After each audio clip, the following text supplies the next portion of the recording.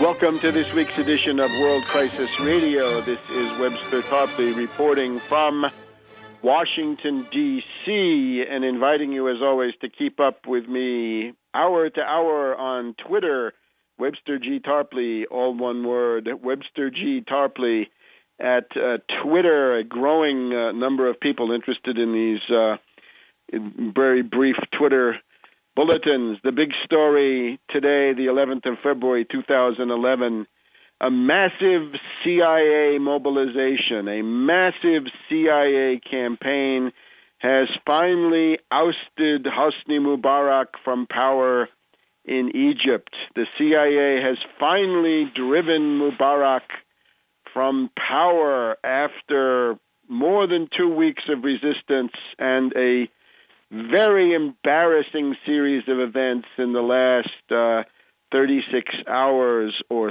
so. It was an attempted coup by the CIA yesterday.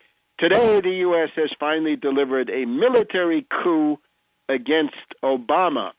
We have to imagine what the scene was like in the White House in Washington on the evening of February 10th, yesterday. This was, of course, the day that had started with Leon Panetta, the head of the CIA, proclaiming that there was going to be a military coup in Egypt, saying there is a strong likelihood that Mubarak will be out of power by the end of the day. That remark by Panetta, of course, is what sent the Anglo-American Wurlitzer into a frenzy of febrile activity, gloating, screaming, vociferating against Mubarak. And that then, of course, was transferred to the crowds, the gaggle of nihilists and their various dupes and associates, honest persons perhaps also caught up in the enthusiasm of the moment, right? The very heady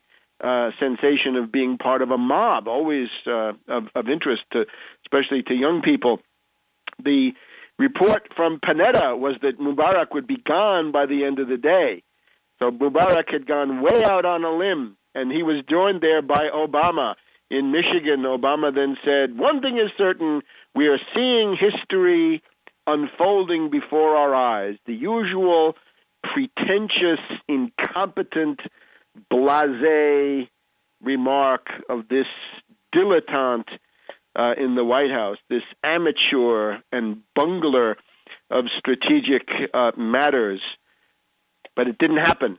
Mubarak went on television at 10 or 11 o'clock in the evening, U.S. time, and the word was, no, I'm not doing it. Sorry, that was at 4 o'clock in the afternoon, U.S. time. Now, if you go to my website, tarpley.net, you can see two separate interviews that I did with Alex Jones yesterday. One at about 2 o'clock in the afternoon on Friday, which was a brief interview that was at a time when it looked like Mubarak was going to leave power, but I carefully said this may not happen.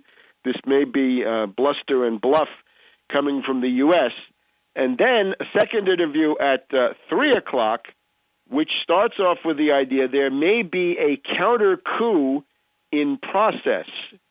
The counter coup is what was going on. And the only reason I said this was that it was clear that there was some delay, that Mubarak was supposed to have made his television speech earlier, but he delayed it. It didn't happen. And the question was, therefore, what's going on behind the scenes? It's clear that Mubarak had strong support in the Egyptian military.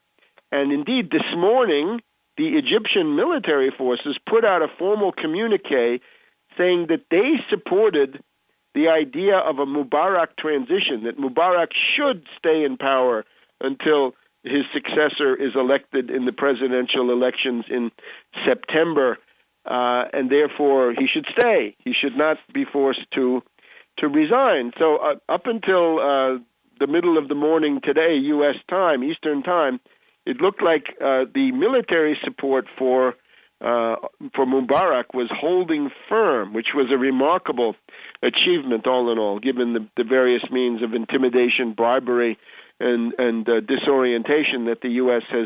has deployed against the Egyptian army in particular. However, something happened overnight. Here's my scenario. What happened overnight? It was a big change. And it happened not so much in the councils of the military, but I think with Mubarak personally. And this is what I think is likely to have occurred.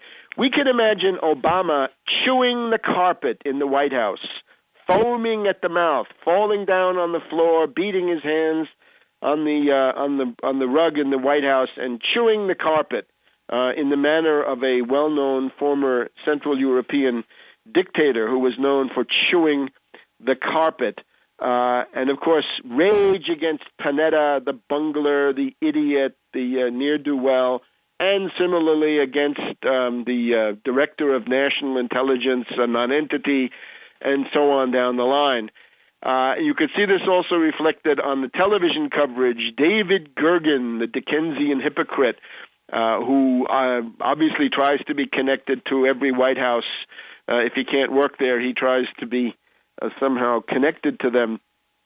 Gergen said on CNN in the middle of the evening, "This cannot be allowed to stand. This cannot be allowed to stand." Well, of course, the issue is there U.S. imperialism dominating the Middle East, or is there not? If the U.S. cannot overthrow a country as dependent on Egypt, which has this big need for grain imports, right? The world's biggest grain importer. A lot of that comes from U.S. farms. A lot of that is financed with the now legendary $3 billion U.S. yearly aid budget. If you can't overthrow the government of Egypt when you have that kind of leverage, well then, what can you do? It would have been maybe not a total collapse, but a serious partial collapse of the U.S. imperialist position in the Middle East. So it's not just Obama's loss of face, although that played a role, but generally speaking, is there still U.S. imperialism, yes or no? Can you get anything done? Are you essentially a laughing stock in the way that Panetta had become? So what happened? Threats, blood-curdling threats, dire threats. What? I don't know. They say that Mubarak's son is in London, Gamal Mubarak in London. What could happen to him?